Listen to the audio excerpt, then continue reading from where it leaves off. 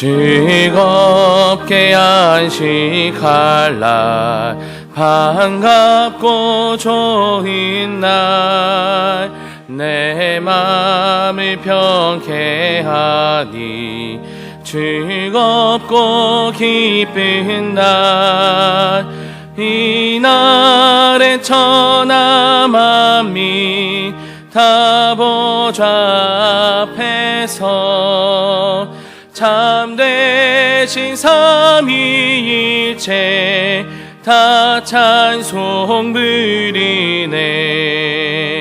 이날에 하늘에서 새 양식 내리네. 성회로 모이라고 종소리 울리네. 복음의 밝은 빛은 온 세상 비치며 또 영생물이 흘러 시원케 하시네. 이 주일 지킴으로 새 은혜 입어서 영원히 쉬는 곳에 다 올라갑시다. 성부께 찬미하고 성자와 또 성령 참되신 삼위일체 다 찬송 부리세. 아멘.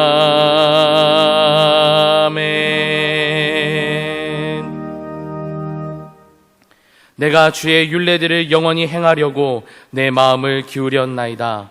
내가 두 마음 품는 자들을 미워하고 주의 법을 사랑하나이다. 주는 나의 은신처요 방패시라. 내가 주의 말씀을 바라나이다. 아멘.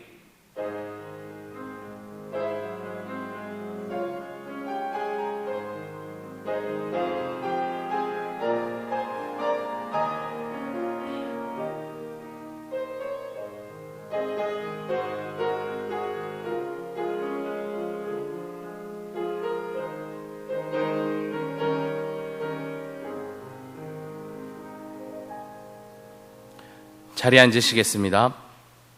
교독문 29번, 시편 65편의 말씀을 교독합니다.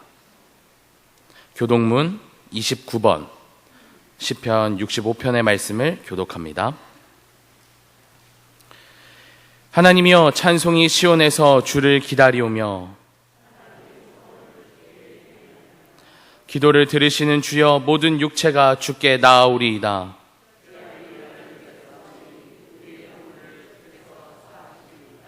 주께서 택하시고 가까이 오게 하사 우리가 주의 집 곧 주의 성전의 아름다움으로 만족하리이다. 하나님의 강에 물이 가득하게 하시고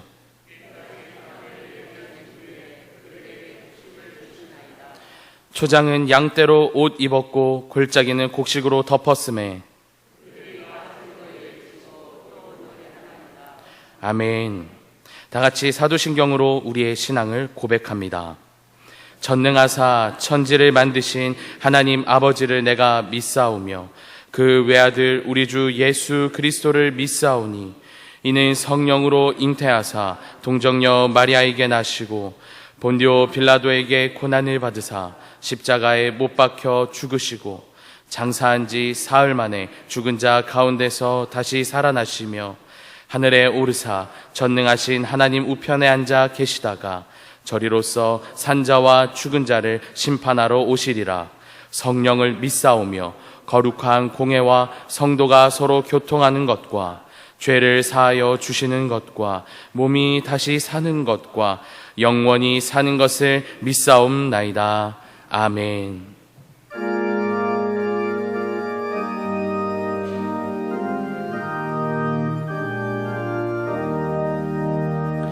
성부 성자와 성령 영원히 영광 받으옵소서. 태초로 지금까지 또 길이 영원히 성삼위께 영광. 아멘. 문영숙 권사님께서 오늘의 기도를 인도해 주시겠습니다.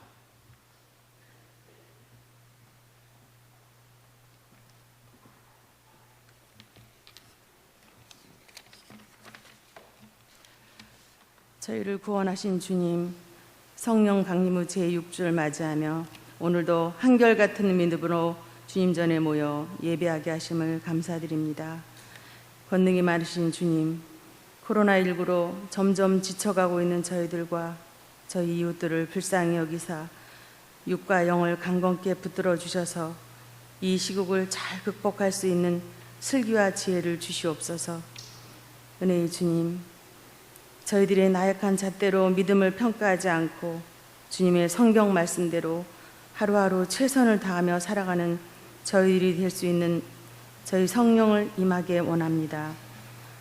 사랑의 주님, 믿음을 요구하셨으나 믿음을 보여드리지 못한 부끄러운 모습을 용서해 주시고 눈에 보이지 않는 십자가의 크신 사랑을 더 큰 믿음으로 순종할 수 있는 기회를 저희에게 주시옵소서. 오늘도 예배의 시작과 끝을 주님께 의탁하며 예수 그리스도의 이름으로 기도드립니다. 아멘.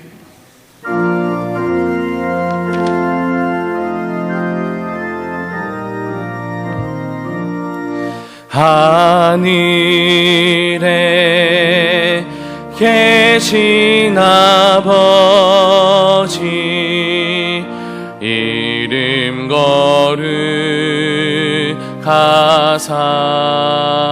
거룩하사 주님 나라 임하시고 뜻이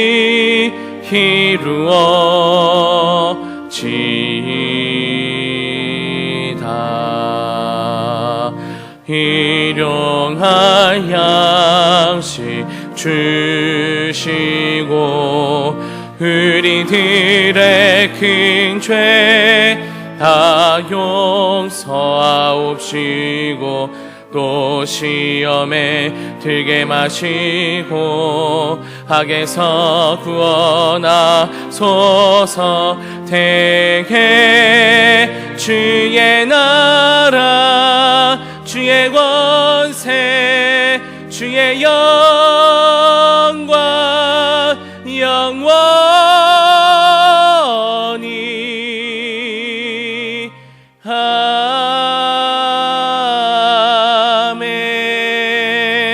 아멘.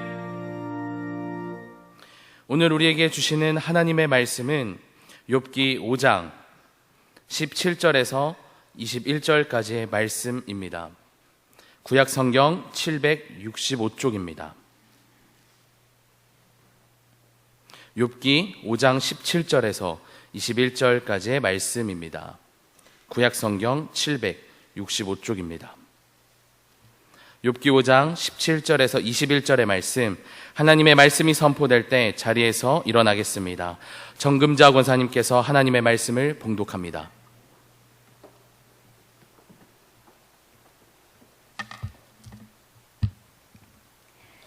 볼지어다 하나님께 징계받는 자에게는 복이 있나니 그런즉 너는 젖는 자의 징계를 없인 여기지 말지니라.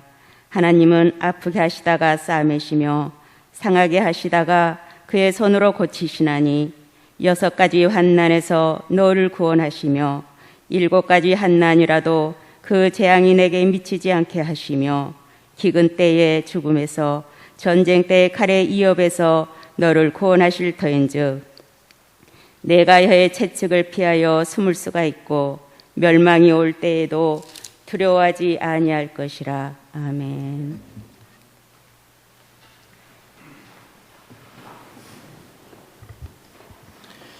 담임 목사님께서 혀의 채찍이란 제목으로 말씀 전해주실 때 큰 은혜 받으시기를 바랍니다.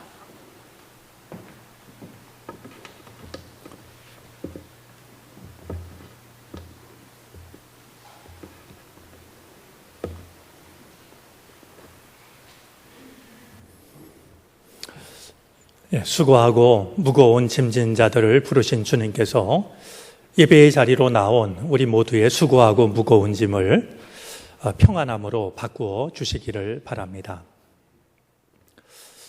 며칠 전에 저는 엉뚱한 일로 작은 위로를 받은 적이 있습니다. 제가 아는 한 권사님이 그 신앙생활하는 교회에서 학생부 부장 일을 맡게 되었습니다. 이사를 하면서 그 교회를 옮긴 지가 얼마 안 됐는데 그래도 워낙 신앙생활을 성실하게 하다 보니까 목사님께서 학생부장 일을 맡기셨다라고 그럽니다. 그런데 그가 처음 학생들에게 설교를 하게 됐는데요. 한 달 전부터 잠이 잘 안 오더랍니다. 정말 끙끙대고 준비를 하고 이제 그 설교를 그렇게 준비를 했는데 그러면서 제게 전화를 하기를 목사님, 저는 신앙생활하면서 설교 준비하기가 이렇게 어려운 줄 여지껏 몰랐어요 하더라고요. 근데 그 말이 괜히 좀 위로가 되었습니다. 목회자로 살아간다라고 하는 것은 사실 설교자로 살아가는 일입니다. 설교를 준비할 때마다 혹은 설교를 할 때마다 설교자로서 느끼게 되는 큰 고민이 있습니다. 내가 오늘 준비하고 있는 이 말씀이, 오늘 나누려고 하는 이 말씀이 과연 교우들의 삶과 동떨어진 말씀은 아닐까 하는 고민입니다. 정성껏 준비한다고 말씀을 준비하지만 내가 준비한 이 말씀이 소위 세상 물정을 모르는, 그래서 교우들의 삶과 동떨어진 그런 말씀은 혹시 아닐까 하는 그런 고민을 늘 하게 됩니다. 사실은 이번 주 말씀을 준비하면서도 같은 고민을 했습니다. 여러분들 혹시 영끌이라는 말을 들어보셨습니까? 저도 처음 들어보았습니다. 이 말이 무슨 말인가 해서 살펴보았더니요. 요즘 가장 큰 관심사는 아마 아파트, 부동산이 아닌가 싶습니다. 우리나라를 가리켜서 부동산 공화국이라고 말할 만큼 이 부동산에 대한 관심이 정말 지나칠 만큼 뜨거워져 있습니다. 이 영끌이라는 말은 뜨거워진 부동산 시장의 세태를 반영하고 있는 신조어였는데요. 이 집값이 하루가 다르게 천정부지로 치솟게 되자 조급해진 사람들이 자기가 할 수 있는 모든 대출을 끌어모아서 집을 살려고 하는 그런 현상을 나타내는 말이었습니다. 짐작하셨는지 모르겠습니다만 영끌이라는 말은 영혼까지 끌어모은다라는 뜻입니다. 집 한 채를 마련하기 위해서 영혼까지 끌어모아서 집을 사야 하는 이런 세상 속에서 우리가 살아가고 있는 것이죠.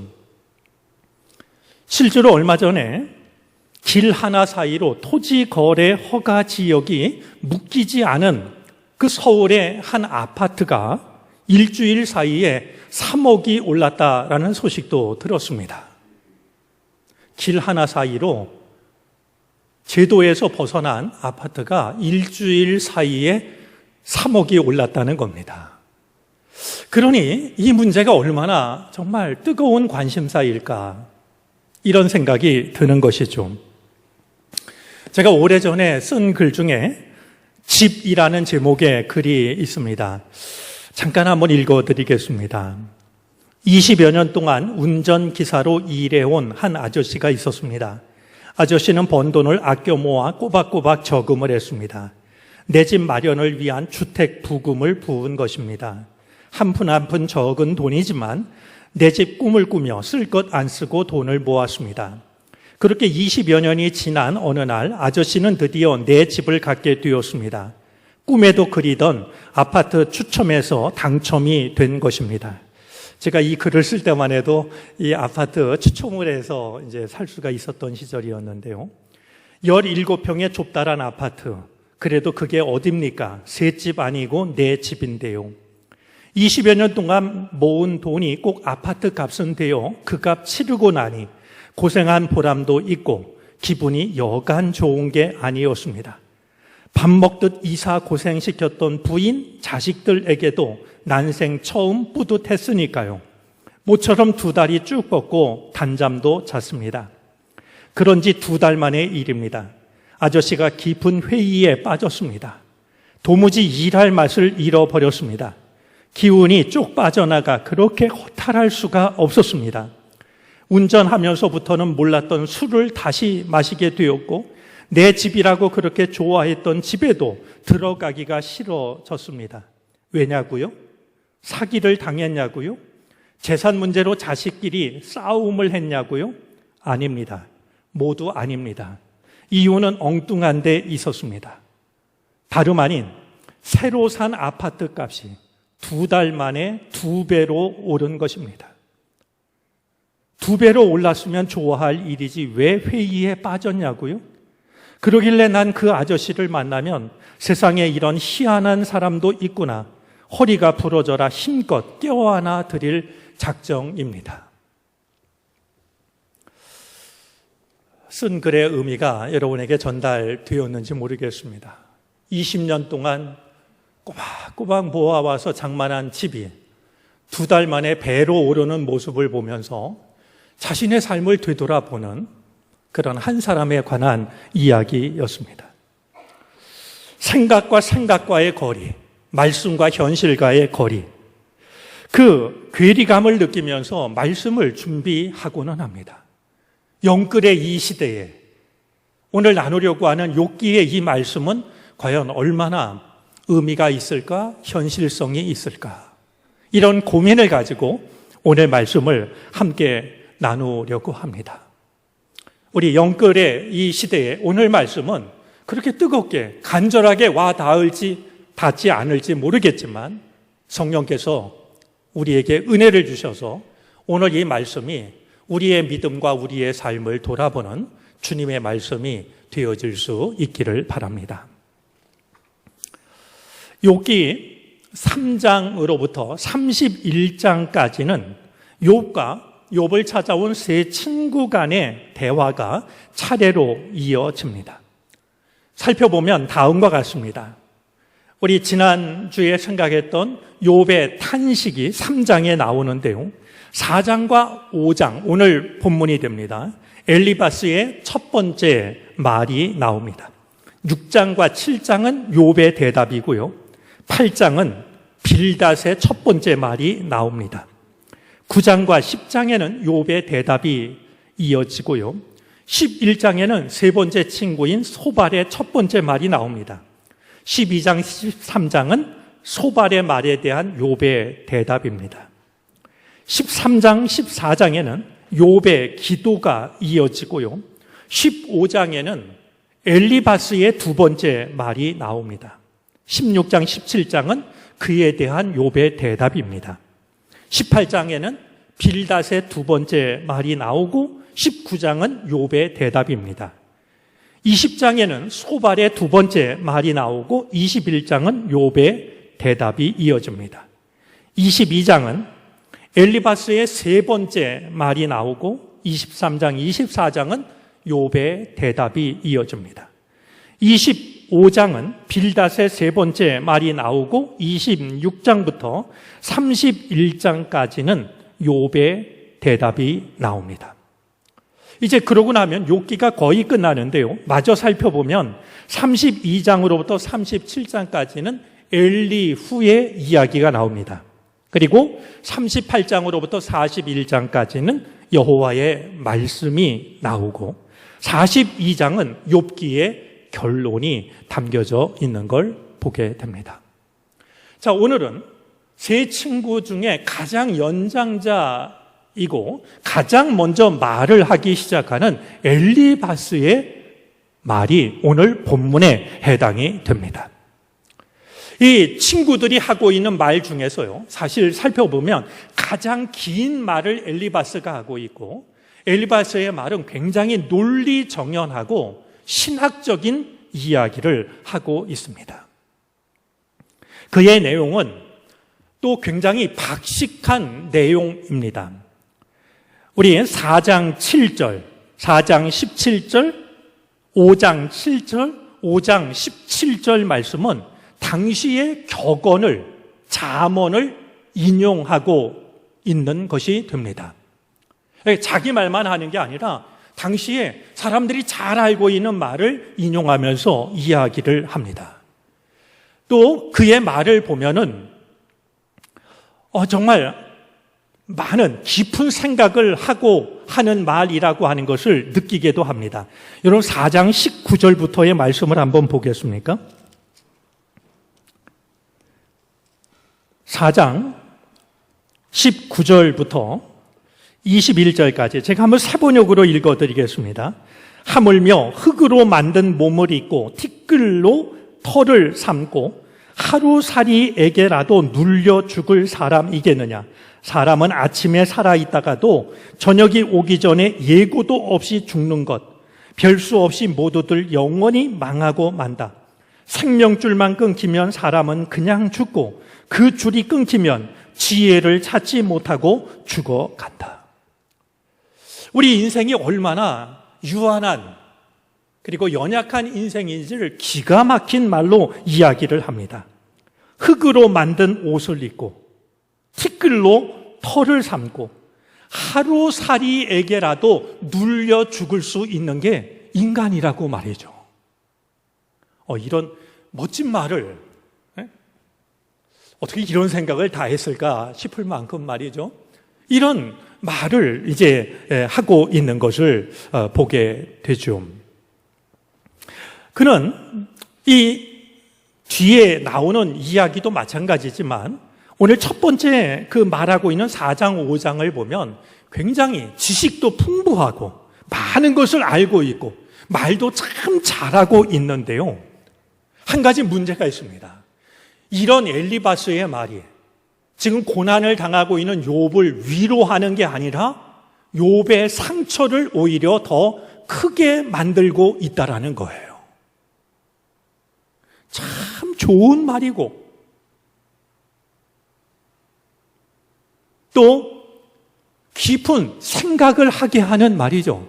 그리고 굉장히 논리적이고 또 교리적인 이야기를 하고 있는데 그의 말이 이상하게도 욥을 위로하는, 욥에게 힘을 주는 말이 아니라 오히려 상처를 더 크게 하는 말이 되고 만다는 것을 보게 됩니다. 오늘 우리는 그 점을 눈여겨보려고 합니다. 여러분, 우리가 생각해 보면요, 믿는 사람들, 교회 다니는 사람들이 하는 말을 보면 구구절절 옳지 않은 말이 없습니다. 말 참 잘합니다. 우리 교회 다니지 않는 사람들에게 교회 다니는 사람의 그 이미지를 이야기해 보라고 하면은요, 가장 먼저 얘기하는 게 말 많은 사람들, 말만 잘하는 사람들. 부끄럽지만 우리 세상 사람들이 볼 때 기독교인들에 대한 이미지는 말 많고 말만 잘하는 우리들의 모습이 그렇게 되어져 있습니다. 사실 우리가 세상을 살다 보면 우리가 상처를 입을 때가 있는데요, 어디 다쳐서 입는 상처보다는 말로 인한 상처가 훨씬 더 많습니다. 누군가는 그랬습니다. 역사가 시작된 이래로 칼이나 총에 맞아 죽은 사람 숫자보다도 혀끝에 맞아 죽은 사람의 수가 훨씬 더 많다고 말이죠. 누군가의 부주의한 말 때문에 마음에 상처를 받아서 괴로워하다가 그러다가 죽은 사람의 수가 총칼에 맞아 죽은 사람보다 훨씬 더 많다라는 겁니다. 그 일에 우리 그리스도인들이 무관한 것일까? 그렇지 않다라고 여겨집니다. 그런 점에서 우리는 왜 이 엘리바스가 하는 말이 다 옳은 말이고 좋은 말인데 욥에게는 상처가 됐을까? 그 점을 좀 생각을 해 보려고 합니다. 먼저 엘리바스가 하는 말을 보면은요, 그의 말은 교리에 갇혀 있는 말이었습니다. 이 교리라고 하는 것은 한 종교의 기본 이론으로서 종교가 진리라고 규정한 신앙 체계를 이야기합니다. 그런 점에서 이 교리라고 하는 것은요, 신앙의 핵심을 체계적으로 정리한 매우 중요한 내용이 아닐 수가 없습니다.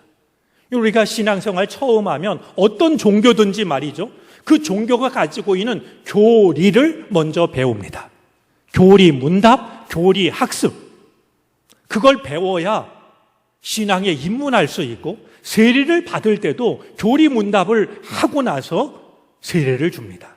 그러니까 그냥 막연하게 믿는다라고 생각하는 게 아니라 뭘 믿어야 될지를 제대로 배워야 그 신앙에 들어설 수가 있기 때문에 그 교리는 그처럼 중요한 역할을 하는 겁니다. 제가 일부러 우리 감리교의 교리와 장정, 우리 이 교리와 장정은 우리 믿음, 교회 생활을 하는 데 있어서 뼈대가 되는 내용들입니다. 이 교리와 장정 맨 앞에 보면 교리와 장정 제정의 목적이 담겨져 있습니다. 제가 그 맨 마지막 단락을 한번 읽어드리겠습니다. 교리와 장정을 제정하는 목적은 이와 같은 감리교회의 사명을 완수하기 위해 기독교 대한감리회의 역사와 전통적 교리를 밝히고 헌법과 규칙을 제정함으로써 교인들을 올바로 훈련하고 이끌어 감리교회를 부흥 발전시키는 데 있다. 이 교리와 장정을 제정한 목적을 우리 교우들의 신앙을 더 발전하게 하는 데 있다라고 이렇게 밝히고 있는 것을 확인하게 됩니다.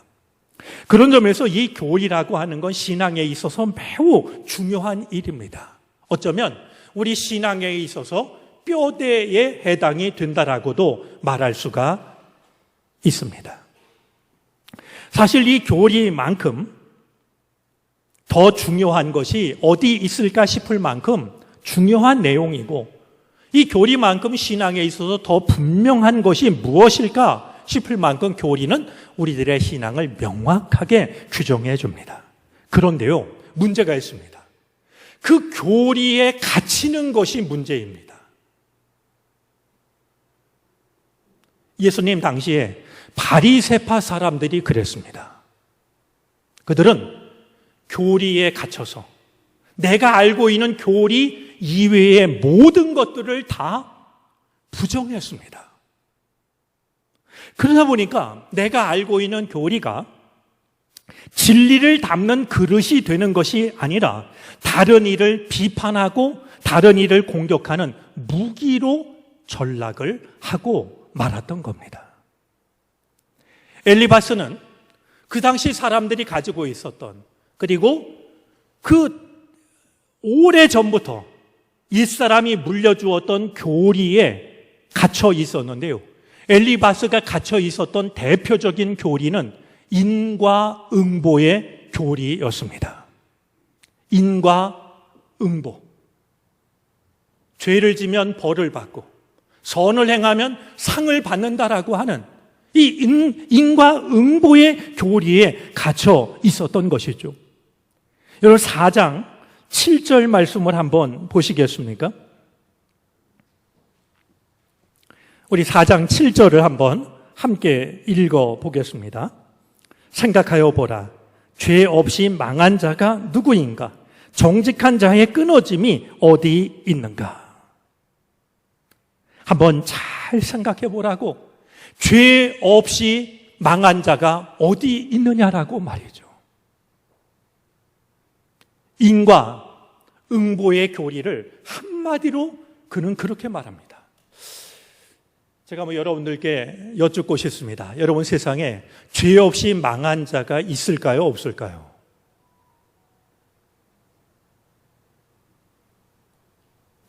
죄 없이 망한 자가 있을까요? 없을까요? 이 점은 모든 인간이 죄인이라고 하는 전제를 두고 하는 말이 아닙니다. 그렇게 망할 만큼, 그렇게 큰 죄를 지어야 하는, 어떤 사람이 쫄딱 망했어요. 근데 그렇게 망할 만큼 꼭 큰 죄를 진 사람만이 그렇게 망하는 걸까요? 그럼 지금 망하지 않고 잘 사는 사람들은 죄를 하나도 짓지 않은 사람들일까요? 그렇게 망할 만큼 큰 죄를 짓지 않았는데 망한 사람한테 가서 말이죠, 죄 없이 망한 사람이 누가 있느냐라고 하면 그 말이 얼마나 큰 상처가 되겠어요. 엘리바스는 한마디를 더 보태는데요, 이번에는 8절입니다. 4장 8절 말씀도 한번 같이 읽어보겠습니다. 내가 보건대 악을 밭갈고 독을 뿌리는 자는 그대로 거두나니.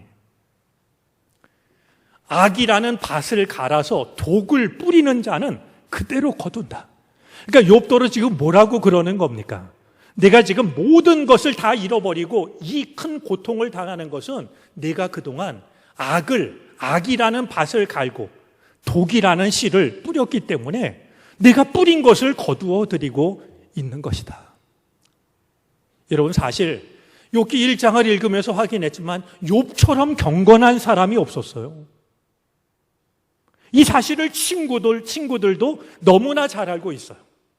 그런데도 이 친구들은 욥을 찾아와 가지고 욥이 당한 고난을 보고서 죄 없이 망한 자가 어디 있냐?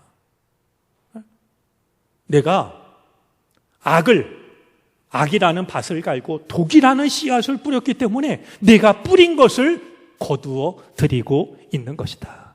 이렇게 말하고 있는 것입니다.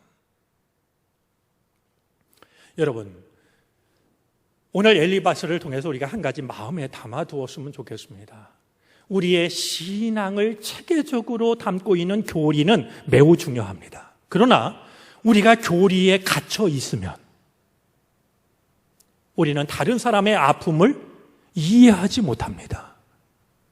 오히려 교리를 많이 하면 많이 알수록 다른 이에게 아픔을 주고 상처를 줄 수가 있습니다.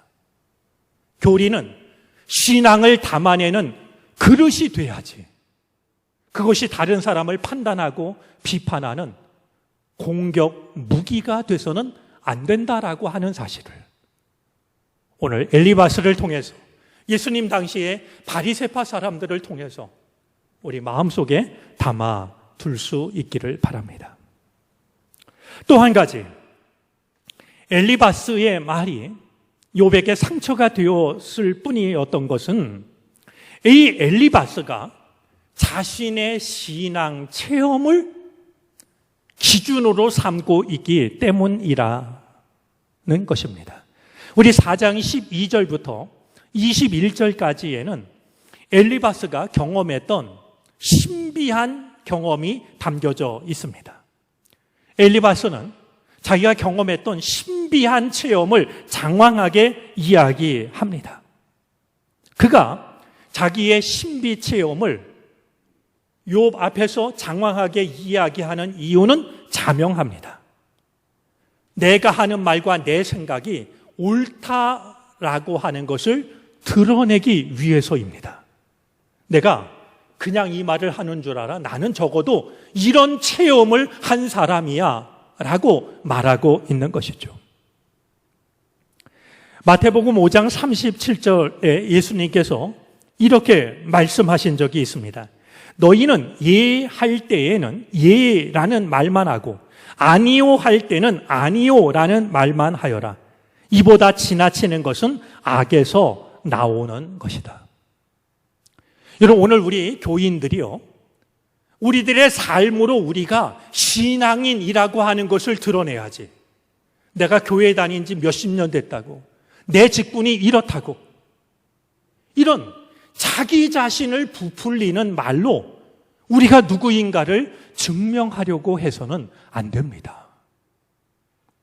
우리가 하는 말, 우리들의 삶, 그것이 우리가 누구인지를 세상 사람들에게 증명하는 것이 되어야지.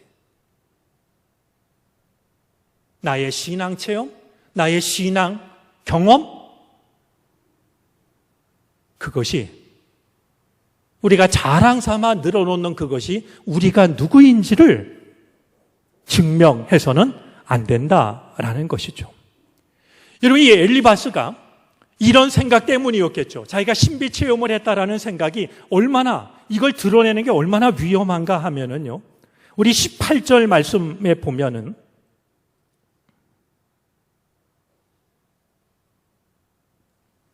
하나님은 그의 종이라도 그대로 믿지 아니하시며 그의 천사라도 미련하다 하시나니.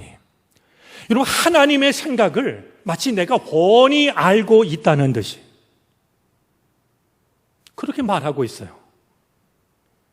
참 무서운 일 아니겠습니까? 내가 신비 체험을 했다라는 것으로 인해서 내가 하나님의 생각, 하나님의 판단의 기준, 내가 알고 있다.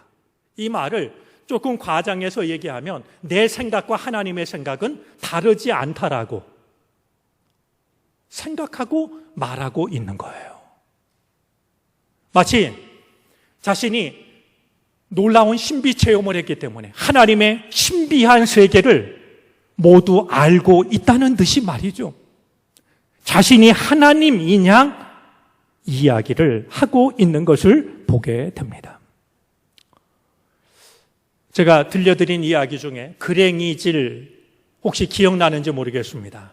옛날에 집을 질 때요, 기둥을 세우기 전에 먼저 했던 일이 주춧돌을 놓는 거 아닙니까? 펑퍼짐한 돌을 갖다가 주춧돌로 쓰는데요, 그 위에 기둥을 얹으면 이 기둥이 흔들흔들 거립니다. 왜냐하면 주춧돌의 표면이 고르지 않기 때문에. 그러면 도편수 중에서도 최고의 기술을 가진 이가 하는 일이 있었는데요, 돌을 깎기가 어려우니까 돌의 주춧돌의 표면을 따라서 기둥의 밑둥을 깎아냅니다. 그렇게 돌에 생긴 표면을 따라서 기둥의 밑둥을 깎아내면 돌과 기둥이 빈틈없이 맞물립니다. 그렇게 하는 것을 그랭이질이라고 불렀습니다. 여러분, 신앙생활하는 사람들이 잊지 말아야 될 게 있습니다. 우리는 믿음의 그랭이질을 잘해야 됩니다. 내 생각에다 하나님의 생각을 꿰어 맞추는 게 믿음 아닙니다. 아무리 놀라운 신비 체험을 했다고 할지라도 내 생각에 하나님의 뜻을 맞추는 게 아니라 하나님의 말씀에 내 생각, 내 경험, 내 판단을 맞추어 가는 것이 신앙입니다.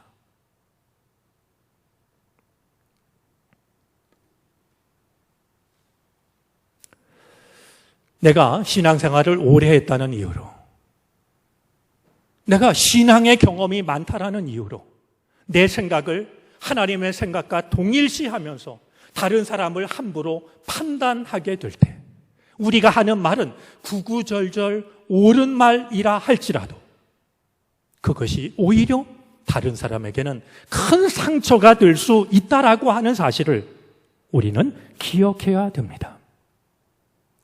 또 한 가지 놓치고 싶지 않은 것이 있습니다. 자, 이런 생각을 하다 보니까요, 엘리바스는 내가 옳다는 생각에 붙잡혀서 어느샌가 욥을 무시하고 있습니다.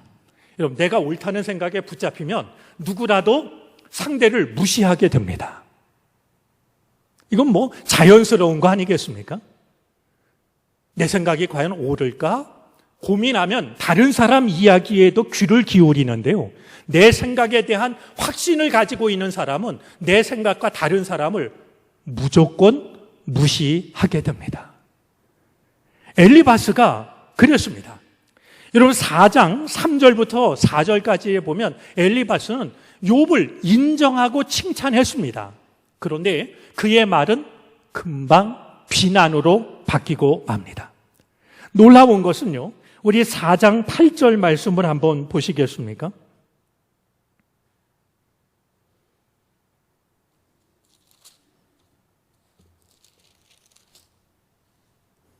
5장 8절이군요. 5장 8절입니다.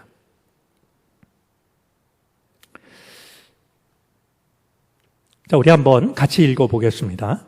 나라면 하나님을 찾겠고 내 일을 하나님께 의탁하리라.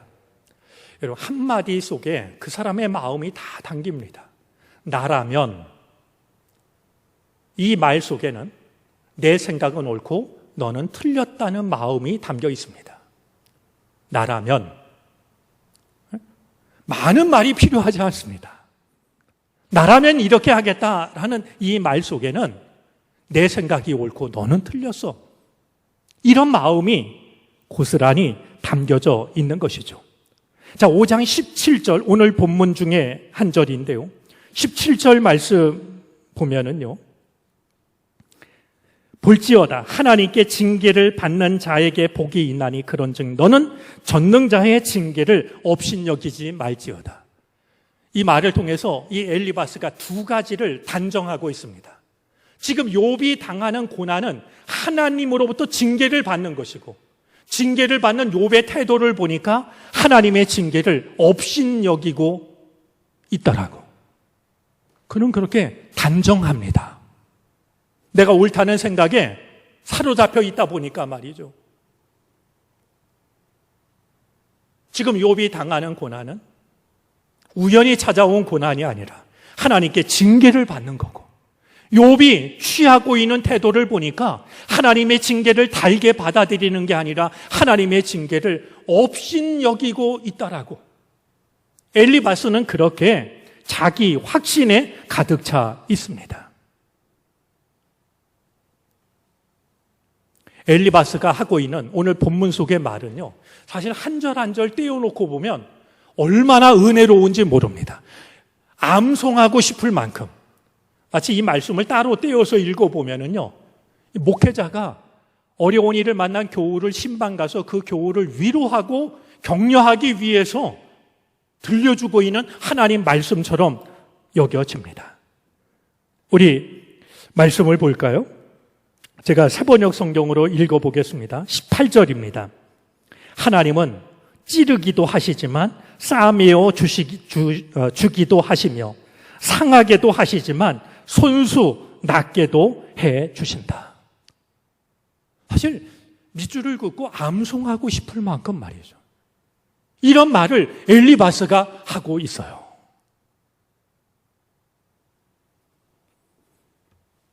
전능자의 징계를 업신여기지 않고 그것을 겸손하게 받아들이면 하나님이 너에게 은혜를 베푸실 것이다 라고 하는 말씀을 마지막 절 27절까지 말씀을 통해서 엘리바스는 많은 것을 이야기합니다. 엘리바스가 말하는 하나님의 징계를 달게 받는 자에게 주시는 하나님의 은혜 중에는 혀의 채찍에 관한 것도 있습니다. 오늘 말씀의 제목입니다. 혀의 채찍. 말씀을 드린 것처럼 여러분, 채찍 중에서 어떤 게 가장 고통스러울까 생각하면 혀의 채찍만큼 아픈 것도 없다고 여겨집니다. 혀의 채찍이라는 말은 좀 생소한 표현이지만 우리는 충분히 짐작을 할 수 있게 됩니다. 말로 떠들어대는 것, 말로 공격하는 것, 험담하는 것, 입방아를 찢는 것, 구설수에 오르는 것.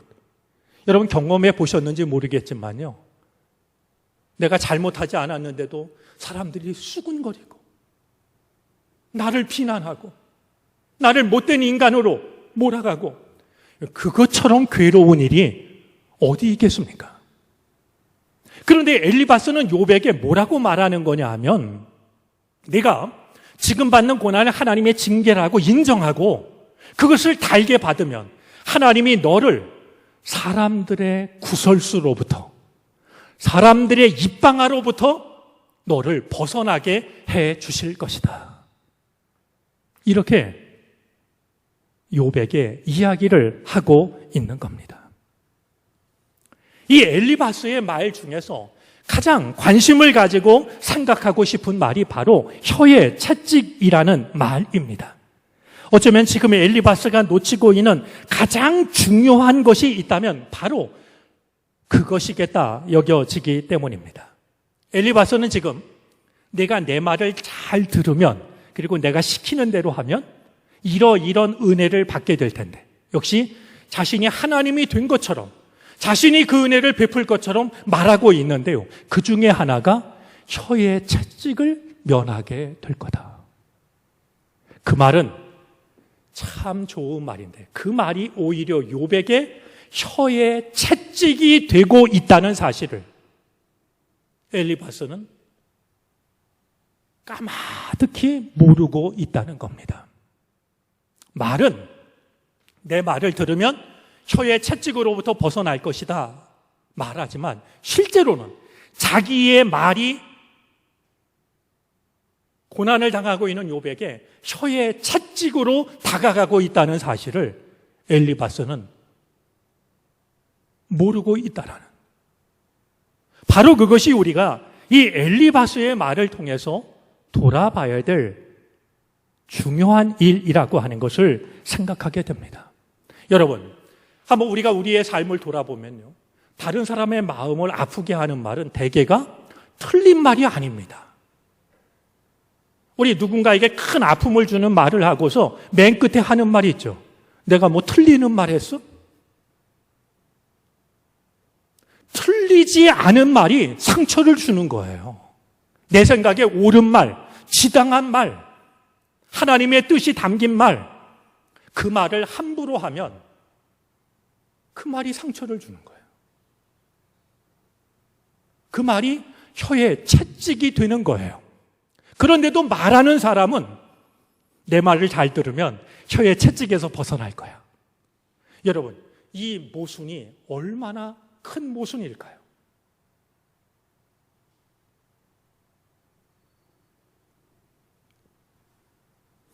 아무리 옳은 말이라 할지라도, 아무리 하나님의 뜻이 담긴 말이라 할지라도 그 말 속에 누군가를 향한 배려와 사랑이 빠져버리면 그 옳은 말이 오히려 혀의 채찍이 되고 만다라고 하는 것을 엘리바스는 우리로 하여금 돌아보게 합니다.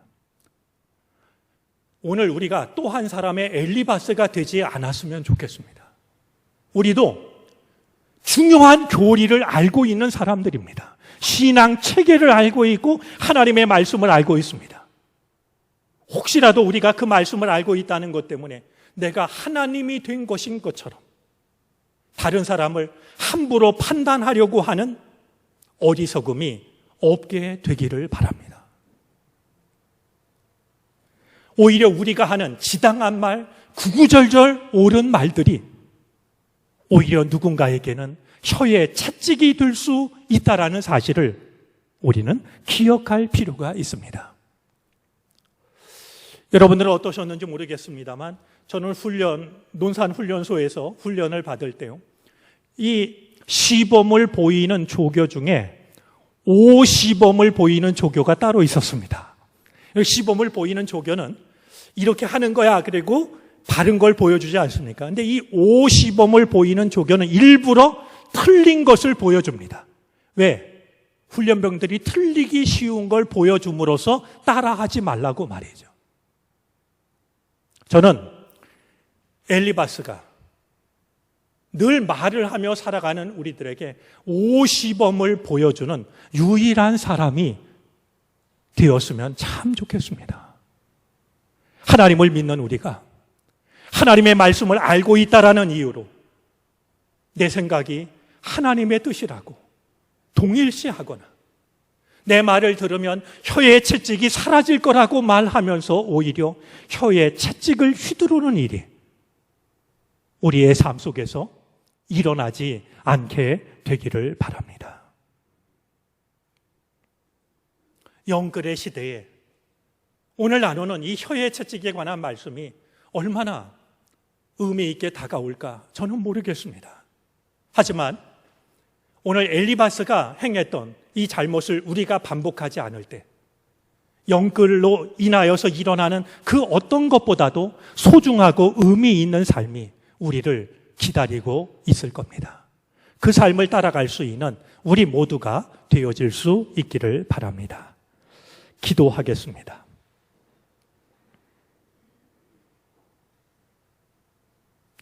하나님의 말씀을 알고 있다라는 이유로 내 생각을 하나님의 생각과 동일시하는 어리석음이 없게 해 주시기를 바라고 원합니다. 좋은 말, 옳은 말로 상처를 입히는 일이 없게 해 주시옵소서.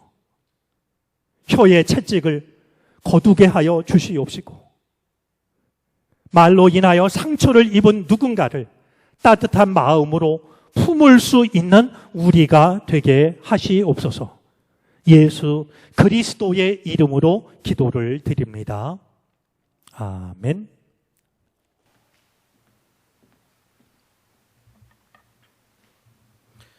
찬송가 395장을 찬송합니다. 마지막 절을 부르실 때 자리에서 일어나 드리신 예물을 봉헌합니다.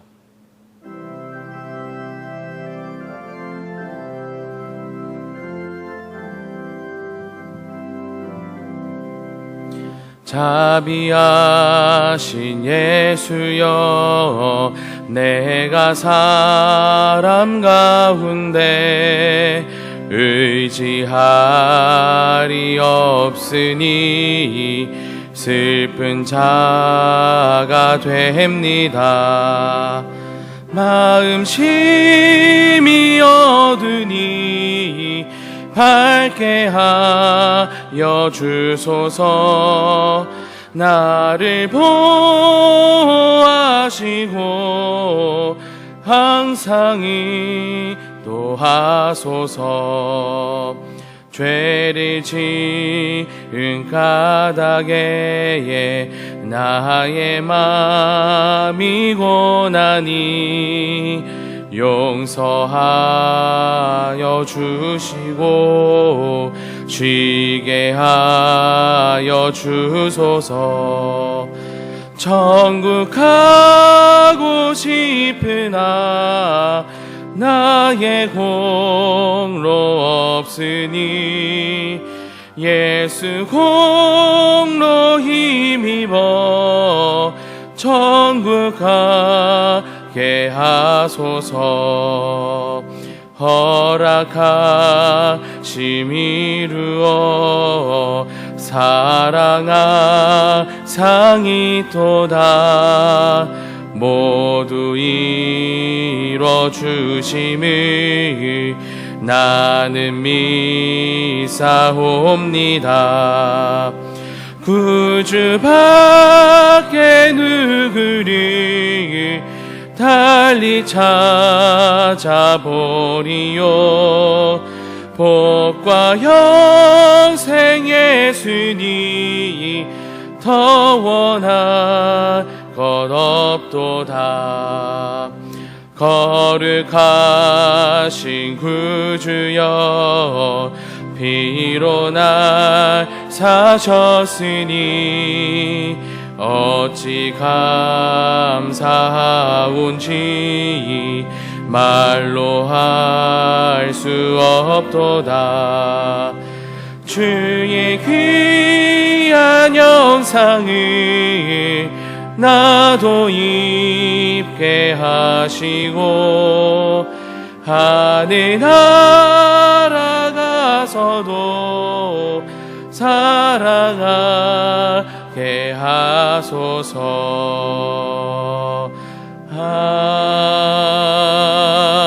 아멘.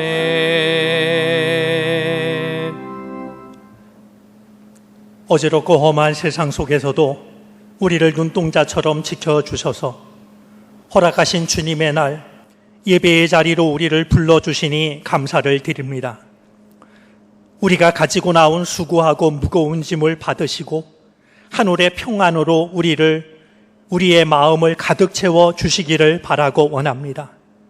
우리를 힘들게 하고 지치게 하는 세상의 일들을 능히 믿음으로 바라보게 하여 주시고 믿음으로 끌어갈 수 있는 우리가 되게 해 주시기를 바라고 원합니다.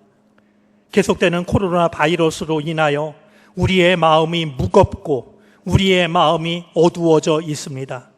크고 작은 불편과 크고 작은 어려운 일들이 끊임없이 우리에게 다가오고 있는 것을 경험합니다. 기가 막힐 웅덩이와 수렁에서 우리를 건져 주시기를 바라고 원합니다. 주여, 우리로 하여금 낙심하지 않게 하여 주시옵시고 환난 날에 주의 이름을 부르게 하시며 주님을 바라보게 해 주시기를 바라고 원합니다.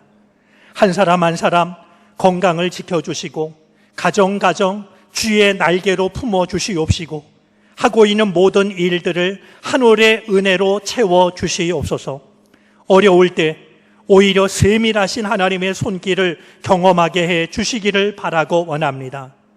정릉교회를 축복하여 주셔서 이 교회를 통해서 이루시기 원하시는 아버지 하나님의 선한 뜻을 넉넉히 감당하는 교회가 되게 해 주옵소서. 세상 어두워져 갈수록 빛을 발하는 교회가 되게 하옵소서. 감사를 드리며 예수 그리스도의 이름으로 기도를 드립니다. 아멘.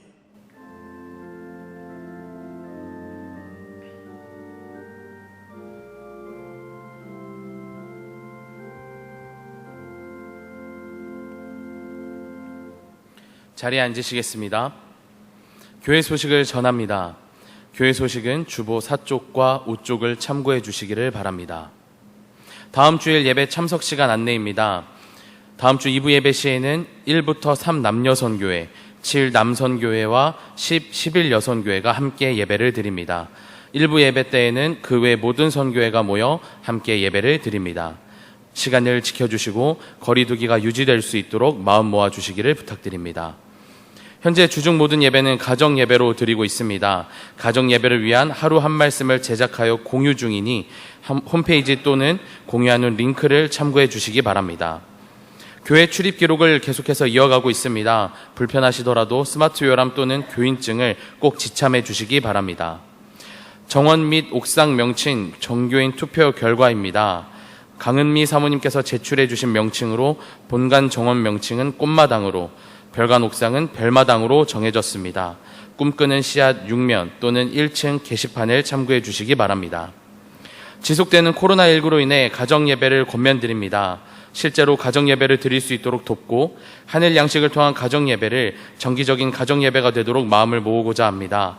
이를 위해 2020 가정예배 캠페인을 22일 수요일부터 9주간 진행할 예정입니다. 이를 꼭 동참해 주시길 부탁드리는 내용을 교회 소식란 박스에 담아두었습니다. 다음 주일에는 교회에서 가정예배 캠페인을 위해 제작한 소책자와 함께 참여 의지를 다지는 배지를 배부할 예정입니다. 꼭 수령해 주시기를 부탁드립니다. 매주 수요일 오후 7시 30분을 가정예배 시간으로 지켜주시길 부탁드립니다. 물론 가정예배는 가족과 함께 하시되 어려우실 경우 1인 예배로 선택하여 예배 드리실 수 있습니다. 소책자에는 예배 일지를 기록할 수 있는 칸을 마련해 두었습니다. 예배 일지를 꼭 기록해 주시고 예배를 마치신 뒤에는 예배를 드렸다는 표기를 위해 스티커를 꼭 붙여주시기 바랍니다. 가정예배 캠페인을 마친 후에는 소감문을 작성해 사무실로 제출해 주시기 바랍니다. 가정예배 캠페인에 동참하셔서 소책자를 사무실로 제출해 주신 분들께는 소정의 상품을 드릴 예정입니다. 가정에서의 예배가 지속되어 하나님과 하나님을 예배하는 마음을 잃어버리지 않도록 함께 적극적으로 동참해 주시길 부탁드립니다. 화요 중보기도회가 매주 화요일 오후 2시 모두의 삶의 자리에서 이어지고 있습니다. 중보기도 내용은 사무실에 비치되어 있습니다. 사무실에서 수령해 주시기 바랍니다. 중보기도 요청은 로비에 비치된 중보기도 카드에 기재하여 헌금함에 넣어주시기 바랍니다. 교육부 광고입니다. 교회학교 여름성경학교는 가정성경학교로 유아유치부는 23일 목요일부터 26일 주일까지 예수님과 함께 캠핑 위드 지저스라는 주제로 열립니다. 유초등부는 30일 목요일부터 8월 2일 주일까지 예수님이랑 캠핑 가자라는 주제로 열립니다. 자세한 내용은 부서별 예배 영상 또는 교회 홈페이지를 통해 확인이 가능하며 각 부서 전도사님들께 문의해 주시길 바랍니다. 모임 광고입니다. 임시기획위원회가 오늘 2부 예배 후 기획위원실에서 열립니다. 모임 광고에 기재된 총여성교회 제3개석회는 개교회 총회장들만 모여 임원회의를 진행하는 것으로 변경되었습니다. 참고해 주시기를 바랍니다. 섬김 광고입니다. 홍세연, 홍세라, 홍세미 청년, 신은숙 집사님, 신일균 권사님 쾌유에 감사하여 2부 예배 중 봉헌 특송을 드립니다. 신일균 권사님 쾌유에 감사하여 떡을 대접합니다. 조영식 성동님, 이경숙 권사님 범사에 감사하여 화분을 봉헌합니다. 그 외 섬김란을 확인해 주시고 함께 동참해 주시기를 바랍니다. 담임 목사님께서 성도의 교제를 인도해 주시겠습니다.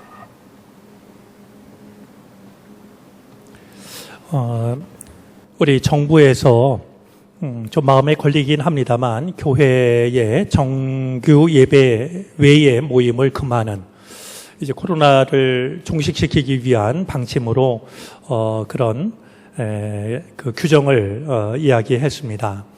알아본 바로는요, 정규 예배는 우리가 드리는 주일 낮 예배, 그리고 수요 예배, 새벽 예배, 금요 기도회, 이것이 이제 정규 예배에 해당이 됩니다. 그런데 저희는 염려스러워서 주일 낮 예배 외에는 삼가고 있습니다. 우리 좀 빨리 진정이 돼서 그래도 정규 예배라 할 수 있는 예배가 하나씩 이렇게 재개가 될 수 있도록 마음을 모아 주시기를 바라고요. 매우 중요한 사실은 예배 시간에 이 마스크를 쓰고 예배하는 것이 이제 중요한 내용 중에 하나입니다. 좀 불편하시더라도 따라 주셨으면 좋겠습니다. 네, 우리 다른 광고는 주보를 참조해 주시고요. 그리고 여러분들 들어오실 때 그 걸음이 불편하신 분들은 엘리베이터를 타실 수 있도록 저희가 도와드리고 있습니다. 그동안은 이 출입 문제를 좀 확실하게 하기 위해서 다 걸어 올라왔는데요. 우리 걸음이 불편하신 분들은 안내위원들에게 얘기하셔서 엘리베이터를 이용해 주시기를 바랍니다. 우리 성도의 교제를 나누겠습니다. 옆자리에 있는 분, 앞뒤에 있는 분 서로 인사하겠습니다. 반갑습니다. 주님의 은혜가 함께 하시기를 바랍니다. 마침 저희가 마스크를 쓰고 예배드리는 이 기간에 혀의 채찍 이야기를 나눴는데 마스크로 혀의 채찍을 좀 막았으면 좋겠다라는 생각도 듭니다.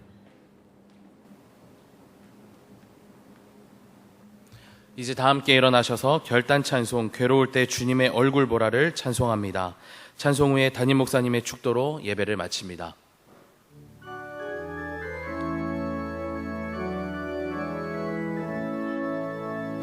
괴로울 때 주님의 얼굴 보라, 평화의 주님 바라보아라.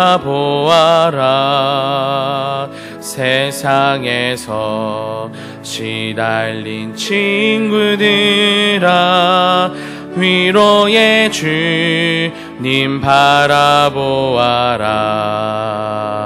힘이 없고 내 마음 연약할 때 능력의 주님 바라보아라. 주의 이름 부르는 모든 자들 힘 주시고 늘 지켜주시리. 눈을 들어 주를 보라. 내 모든 염려 주께 맡겨라.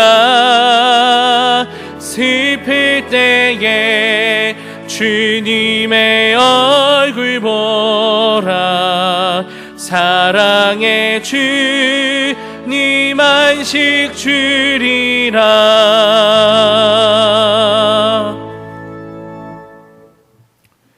하나님, 우리에게 은혜를 허락하여 주셔서 상처를 싸매고 고치는 사람으로 살아가게 하시기를 원합니다.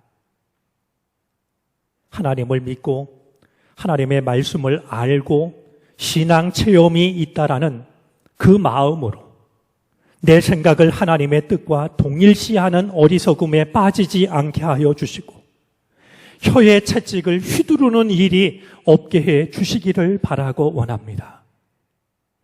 그렇게 살아감으로써 나를 통하여 조용히 그리고 온전히 이루어지는 하나님의 나라를 경험하게 해 주시옵소서. 지금은 우리 구주 예수 그리스도의 크신 은혜와 하나님 아버지의 헤아릴 길 없는 사랑하심과 이끄시고 도우시는 성령의 은총이 허락하신 주님의 날 주의 전을 찾아 예배하고 돌아서는 모든 교우들 머리 위에 이제로부터 영원토록 함께 계시옵기를 간절히 축원하옵나이다. 아멘.